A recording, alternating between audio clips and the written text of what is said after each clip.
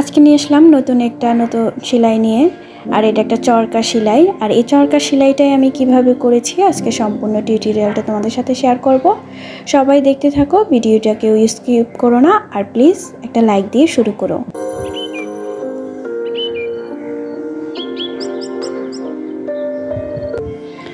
Hello বন্ধুরা, আসসালামু আলাইকুম। লামিস ডিমে তোমাদের সবাইকে স্বাগতম। দূর দূরান্ত থেকে যারা আমার ভিডিওটা দেখা শুরু করেছো সবাইকে জানাই অসংখ্য ধন্যবাদ। আশা করি তোমরা সবাই ভালো আছো, আল্লাহর রহমতে আমরাও ভালো আছি। আর আগেই বলেছি আজকে আমি চরকা সেলাই দেখাবো। আর এই চরকা সেলাইটা আমি কিভাবে করব সেটাই তোমাদের সাথে শেয়ার করতেছি। আর এই যে দেখতে পাচ্ছ, আমি আগে বৃত্ত এঁকে নিয়েছি। আর বৃত্তটা আঁকার পর আমি আগে সমান করে যেভাবে ভাগ করে নিয়ে দাগ দিয়ে নিয়েছি। এটা তোমাদের মতো ইচ্ছে করে ফাঁকা দিয়ে নিবে, কিন্তু বেশি ফাঁকা দিলে সেলাইটা কিন্তু সুন্দর হবে না। আমি দেখতেই পাচ্ছ কতটুকু দূরত্ব দিয়েছি, ঠিক এরকম দূরত্বই সমান করে সবটা এঁকে নেবে। আমি কিছুটা এঁকে দাগ দিয়ে নিয়েছি, সম্পূর্ণটা আঁকিনি, যেহেতু আমি দাগ দিয়ে নিয়েছি তাই। তোমরাও চাইলে এভাবে গোলবৃত্তের দাগটা দিয়ে নিতে পারো, তারপরে না আঁকলেও চলবে।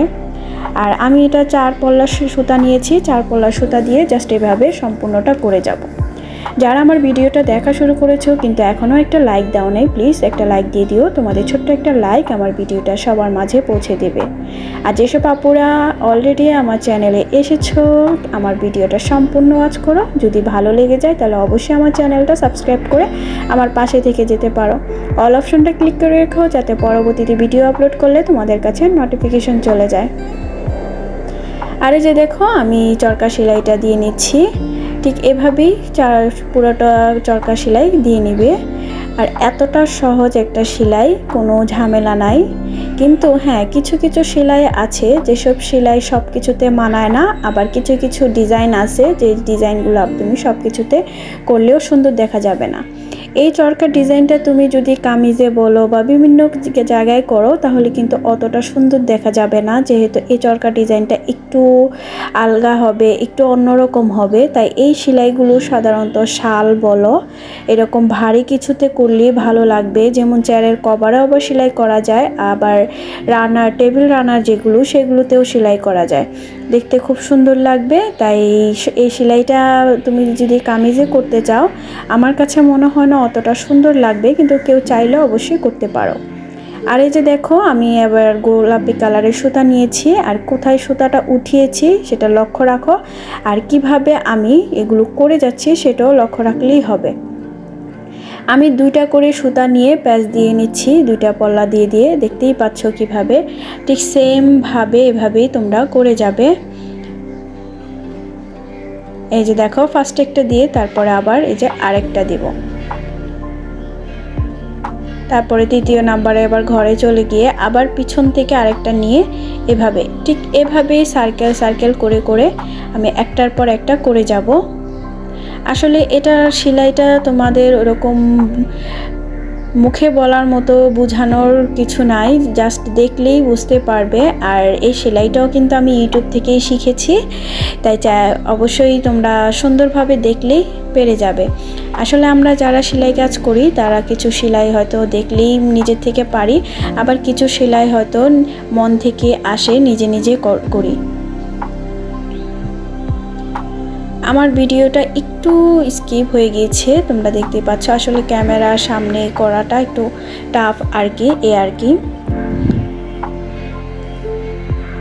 ভালো করে ক্যামেরাটা আমার আসেনি।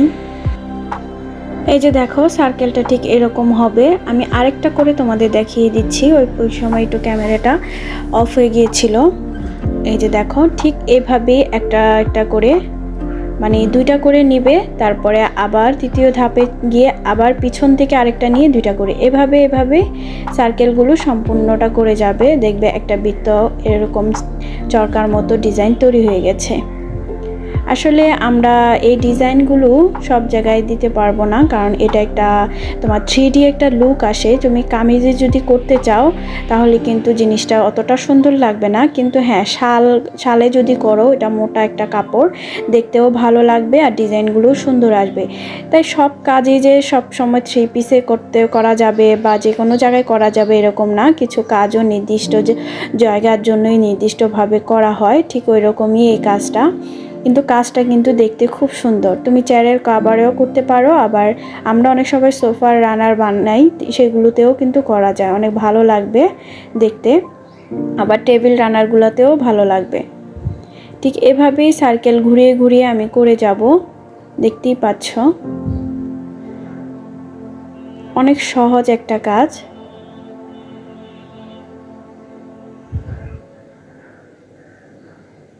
আর হ্যাঁ, বেশি টান দিবে না, তাহলে কিন্তু কাপড়টা অনেকটাই কুঁচকে যাবে। এই দেখো, অফ ক্যামেরা আমি কিছুটা করে নিয়েছি, কারণ সম্পূর্ণটা দেখানো তো যাবে না। এই লাস্টেরটা আবার দেখিয়ে দিচ্ছি। ঠিক সিরিয়ালভাবে ওইভাবেই আমি একটার পর পর একটা একটা করে সুতা দিয়ে আমি করে গেছি আর কি, ঠিক এইভাবেই। কারণ ভিডিওটা অনেক বড় হয়ে যাবে, কিন্তু আমি চাচ্ছি না এবার ভিডিওগুলো বড় করতে তোমাদের সুবিধার্থে। তাই আমার সম্পূর্ণ ভিডিওটা ওয়াচ করো।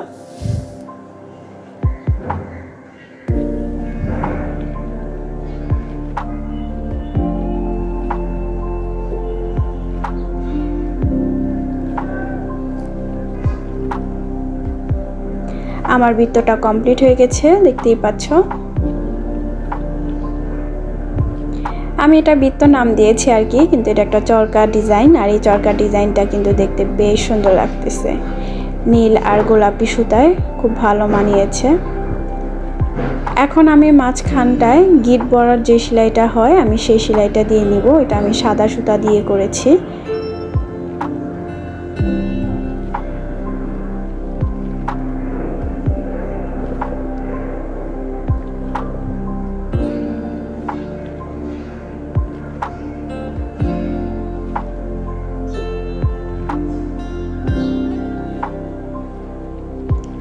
ডিজাইনটা আমার কমপ্লিট। কেমন হয়েছে সবাই অবশ্যই কমেন্ট করে জানাবে। আজকে পর্যন্ত, সবাই ভালো থেকো, সুস্থ থেকো, আল্লাহ হাফেজ।